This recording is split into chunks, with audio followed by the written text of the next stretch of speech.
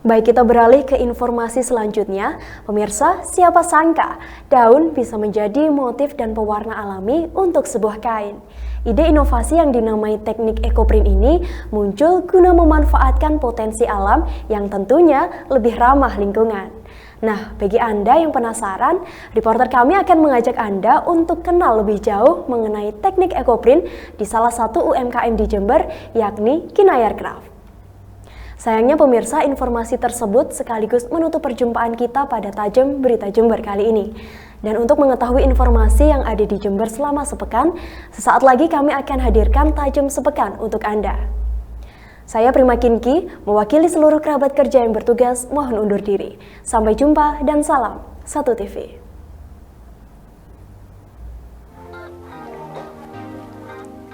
Banyak sekali peluang bisnis yang muncul dari lingkungan sekeliling kita. Seperti salah satunya yakni bisnis fashion yang tidak pernah ada matinya. Karena selain bisnis kuliner, bisnis fashion juga menjadi salah satu bahan pokok kebutuhan kita sehari-hari.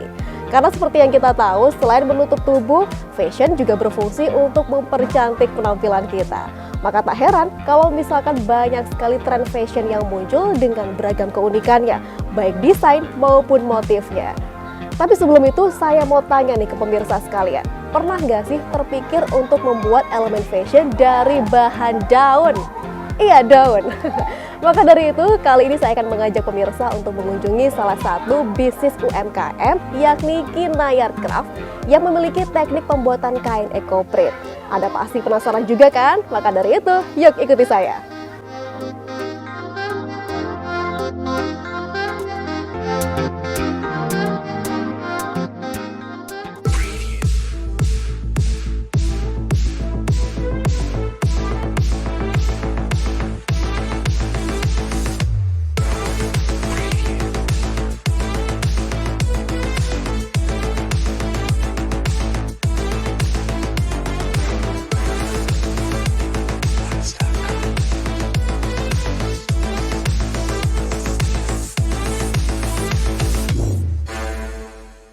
Halo Mbak Aziza, apa kabar?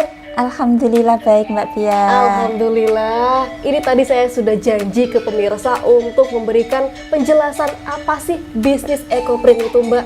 Wah, ini kan di Jember Mbak Aziza menjadi salah satu pebisnis UMKM dengan produk ekoprint ya. Ya. Saya mau tanya-tanya nih, gimana sih dulu awalnya bisa dapat inspirasi untuk membuat produk ini? Ya, saya tertarik untuk menekuni bisnis ekoprint ini karena bisnis ekoprint itu merupakan bisnis yang ramah lingkungan. Wow. Kita tidak banyak memakai produk-produk yang itu membebani bumi gitu. Kalau kemudian di situ ada ekoprint ya. Ekoprint itu dari kata eco dan print. Eco berarti lingkungan, print itu berarti percetakan. Jadi pencetakan yang itu menggunakan bahan-bahan dari lingkungan ya, misalnya daun, bunga, kulit pohon ya, seperti itu. Dan itu pun nanti setelah kita gunakan, limbahnya itu bisa kita pakai untuk pupuk. Bisa digunakan lagi ya Mbak ya? Iya, untuk pupuk ya. Terus kemudian kalaupun kemudian untuk treatment kain itu kita juga menggunakan bahan-bahan kimia, tapi jumlahnya sangat sedikit. Wah. Tidak sampai kemudian merusak alam. Oke, baik. Mbak Aziza dulu merintis ini dari tahun berapa sih? Saya mulai belajar ekoprint itu tahun 2018, kemudian 2019 saya membuka pelatihan workshop baik online maupun secara langsung. Kemudian pada tahun yang sama yaitu 2019 saya memulai untuk menawarkan, dan kebetulan juga ada yang pesan. Baru tahun 2020 itulah saya pure untuk memproduksi ekoprint. Wah, luar biasa. Berarti dari mulai tahun 2018 tadi ya Mbak ya. Untuk dasar tekniknya nih Mbak, untuk bisa menghasilkan motif daun alam di sebuah kain tadi, itu bagaimana Mbak? Iya, tekniknya ada teknik ponding. Kalau teknik ponding itu dipukul ya, diketuk, jadi menggunakan palu yang itu terbuat dari kain, dari kayu untuk mencetak di kain itu. Ada juga yang teknik steam, yaitu dikukus. Ya, dikukus. Jadi ada dua teknik ya untuk mencetak kainnya itu. Oke, baik. Berarti untuk bahan motifnya selama ini masih paling banyak menggunakan daun ya, Mbak? Iya, daun bunga. Daun Ya, dan bunga. bunga, terus kemudian kulit pohon juga bisa. Kulit pohon eukaliptus, terus kemudian kulit pohon jambu itu juga bisa. Biasanya motif daun yang paling menjadi favorit itu jenis daun apa, Mbak? Selama ini masih daun lanang, daun Afrika, daun jati, dan kebetulan di Jember sendiri, alhamdulillah pohon itu sudah banyak yang menanam. Wah, berarti untuk mendapatkan daun-daunannya itu bisa dari Sekitar alam kita, langsung ya? ya. Bahkan Dan di kebetulan para ekoprinter yang ada di Jember ini juga sudah mulai menanam sendiri. Untuk produk yang dijual ini ada apa aja sih? Ada kain, kemudian ada dari muk, bahan dasarnya muk ya atau keramik, terus kemudian kulit ya, kulit itu nanti ada tas, ada dompet, ada sepatu, ada souvenir, gantungan kunci, terus kemudian untuk di kertas itu bisa hiasan dinding, atau mungkin juga notebook itu juga bisa. Itu dalam bekerja dibantu dengan tim atau Mbak Aziza handle sendiri? Kalau untuk ide saya sendiri ya. Kalau untuk pengerjaan ini ada tim. Wah. Ya, ada tim. Kadang-kadang juga anggota keluarga ini karena keluarga ekoprinter gitu ya. Ini alhamdulillah semuanya juga bisa menghandle gitu, membantu. Untuk ekoprint itu untuk hasil terbaik itu ditentukan pada proses treatment kainnya. Treatment kain. Ada proses sekuring, ada proses mordant. Ketika kemudian proses itu dilalui dengan baik, maka akan menghasilkan produk dengan kualitas yang baik. Jadi dibuka pori-porinya. Kalau dari pabrik itu kadang-kadang ada zat lilin, zat padi. Itu diluruhkan, kemudian pori-porinya terbuka. Terus kemudian kita proses mordanting. Mordanting itu untuk menyiapkan kain itu menerima zat warna dari daun. Jadi ketika kemudian kita tempeli daun, kita kukus atau kita ponding, ya kita pukul, maka akan keluar warna tersebut. Iya, untuk kulit juga demikian. Jadi ada proses mordanting. Jadi sebelumnya kulit itu dicuci, ya dicuci bersih gitu, terus kemudian diproses mordan. Demikian pula selanjutnya untuk ditatak dengan daun-daun. Ini untuk jenis kainnya, ada jenis kain apa aja, Mbak? Untuk kain kita harus pilih yang memang penyerapan kainnya bagus. Dan sampai saat ini kita para ekoprinter itu menggunakan kain-kain dari serat alam. Misalnya katun, rayon, sutra.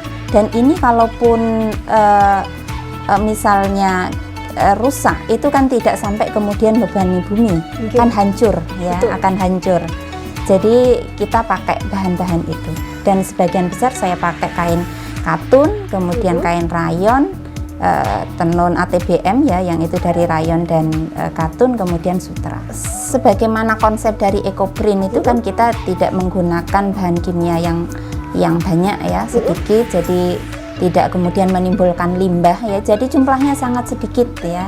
Berbeda dengan produk tekstil yang lain itu kan limbahnya sangat banyak, itu limbahnya sangat sedikit, bahkan mordan itu bisa kita pakai berulang sampai habis airnya itu. Wow. Jadi kan dilarutkan dengan air gitu, jadi bisa dipakai berulang kali sampai kemudian air itu habis tinggal sedikit. Kalaupun kemudian kita buang itu tinggal sedikit gitu. Kebetulan saya untuk produknya itu menggunakan sustainable fashion ya, jadi pola zero waste. Jadi karena ekoprint itu adalah konsep yang ramah lingkungan, jadi produk fashion yang saya hasilkan itu juga yang ramah lingkungan. Jadi zero waste itu tidak membuang kain sama sekali. Wow. Kalaupun buang kain cuma untuk meluruskan ketika mungkin pemotongan dari toko itu miring gitu ya, hanya sekedar itu. Jadi produknya itu tidak membuang kain sama sekali. Jadi tidak ada produk ekoprint yang terbuang. Untuk menentukan tarif harganya itu bisa dari bahannya, jenis kainnya. Tentunya kalau misalnya kainnya dari sutra kan lebih mahal gitu. Terus kemudian juga hasil cetakan ya. Kadang-kadang kan namanya handmade itu kan ada error, itu kan memungkinkan juga gitu ya. Jadi kalau hasilnya tidak bagus itu ya kemudian kita turunkan harganya. Kalau dari saya paling murah itu adalah masker. Ya, produk terkecil dan kemudian termurah itu mulai ada yang 15.000, ada 10.000 tergantung model. Terus kemudian ada gantungan kunci, itu perca-perca dari kulit ya, pembuatan dari tas. Kemudian ada perca-percanya itu kita buat untuk gantungan kunci. Jadi kita minimalisir untuk perca-percanya itu terbuang. Untuk gantungan kunci ada yang 50, ada yang 60 tergantung Kalau model. produk fashion? Produk fashion mulai 100, ya, 100 ada 150, ada sampai kemudian 500 juga ada. Iya, membutuhkan waktu yang cukup lama juga, tidak kemudian sehari jadi gitu. Iya, Jadi betul. proses treatment kainnya aja sudah beberapa hari, kemudian proses pengukusan sampai kemudian fiksasi itu paling tidak dari awal proses sekuring sampai kemudian fiksasi kain itu siap untuk diproduksi menjadi fashion gitu misalnya, itu paling tidak 5 sampai 7 hari. Wow. Untuk pemasaran saya mengikuti pameran-pameran. Kalau yang secara langsung, terus kemudian di rumah juga ada gerai kecil-kecilan ya, kalau misalnya ada yang mau datang ke rumah untuk melihat produk gitu. Terus kemudian juga secara online gitu. Secara online saya punya marketplace ya di Shopee, di Tokopedia, terus kemudian di WA, kemudian di Facebook ya, dan Google Business. Oke, mungkin untuk nomor WA dan akun media sosialnya bisa Mbak Aziza sampaikan, mungkin ada pemirsa yang berminat untuk melakukan pembelian. Ya, bisa ya, ke nomor WA 0813322080883. Wah, menarik sekali ya Mbak ya. Ini proses pemasarannya sudah sampai mana aja Mbak? Alhamdulillah kebetulan sudah secara nasional ya, sampai keluar Jawa. Pengiriman secara online ke Kalimantan, ke Sumatera, bahkan juga sudah 2 kali kirim ke Papua. Wah Mbak Aziza, menarik sekali obrolan kita barusan ya. Tapi saya makin penasaran nih, boleh nggak Mbak Aziza mengajari saya belajar untuk gimana cara produksinya? Oh, boleh sekali. Wah, ya. siap. Dengan senang hati. Oke, ini saya akan ngajak pemirsa untuk belajar gimana caranya bisa memproduksi produk EcoPrint.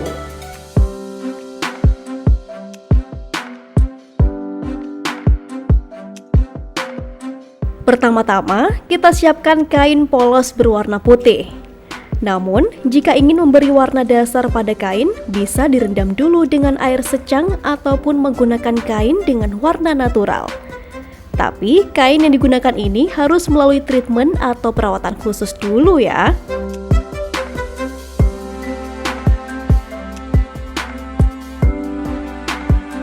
Setelah itu, kita susun bunga dan dedaunan di atas kain yang setengah basah.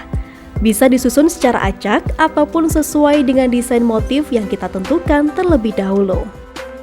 Nah, nantinya dedaunan ini bisa membentuk motif seperti aslinya loh. Selain itu juga bisa memunculkan warna sesuai dengan karakter daun. Misalnya seperti daun jati yang menghasilkan warna merah dan daun lanang yang memberikan warna kuning alami. Wah, ini sudah lengkap semuanya Mbak ya, sesuai dengan desain sebelumnya tadi. Iya. Oke, kemudian Kita tutup. Ya. ditutup, digulung lagi. Iya, di atasnya. Ya. Saya tahan. Setelah daun disusun rapi, kemudian lipat kain dan lapisi bagian luarnya dengan plastik. Tapi tenang saja pemirsa, satu plastik ini bisa digunakan berulang kali loh.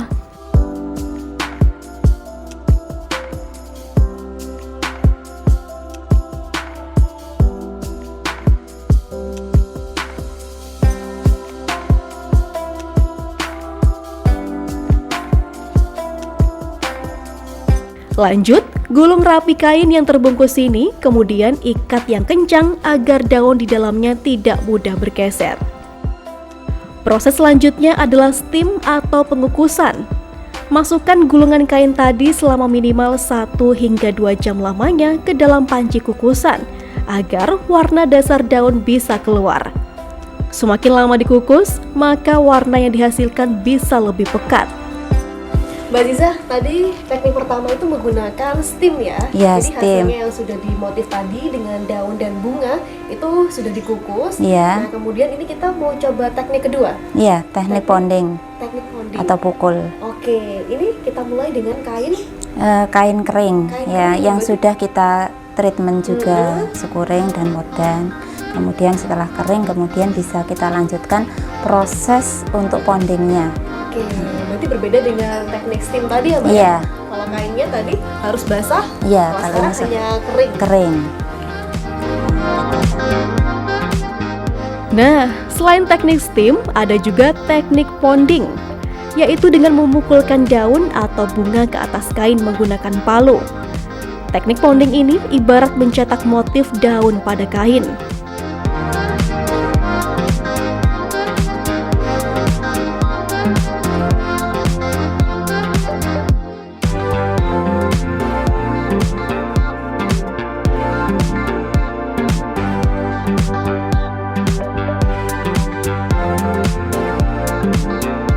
Palu dipukulkan pada daun yang telah diletakkan di atas kain yang ditutup dengan plastik untuk pengekstrak pigmen warna.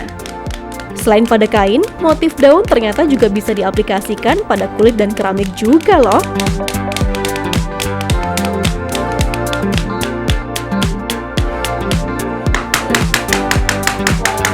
Terlihat ya Mbak ya, motifnya.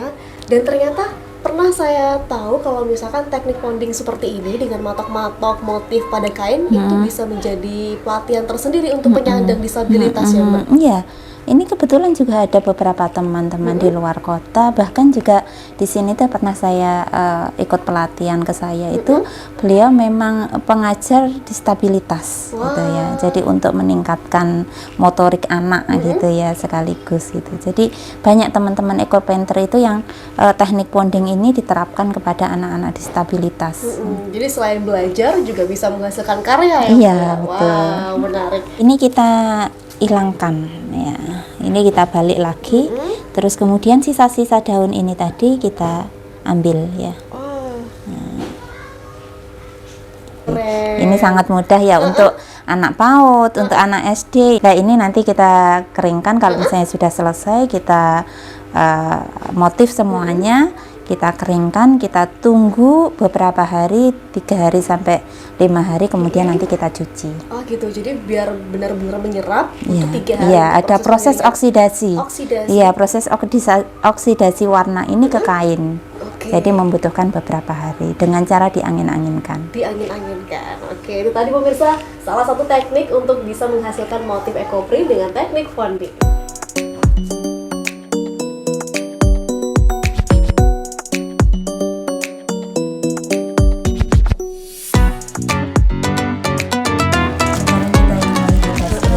Wow. Jadi tetap nggak beber ya Mbak ya? Hasilnya juga bersih.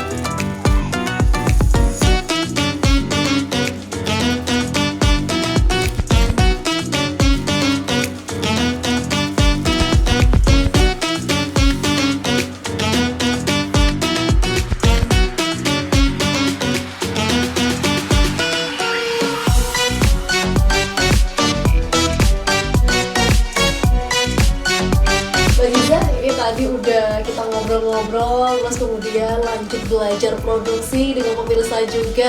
Saya ini berterima kasih sekali ke Mbak Ziza sudah bisa meluangkan waktunya untuk kami ya. Ya, terima kasih sama-sama. Mudah-mudahan juga bermanfaat untuk pemirsa. Betul. Dan ini tentu sangat menginspirasi bagi mereka yang ingin memulai bisnis, tapi tetap ramah lingkungan itu ya Mbak ya. Saya mau lanjut lihat-lihat produknya di belakang ya Mbak ya. Siap. Di Kinayar Craft ini juga ada produk tas, sandal, dan sepatu, juga mug. Bagi Anda yang berminat, bisa langsung kunjungi Kinayar Craft di Jalan Kahuripan, Jember, ataupun lakukan pemesanan langsung melalui aplikasi online.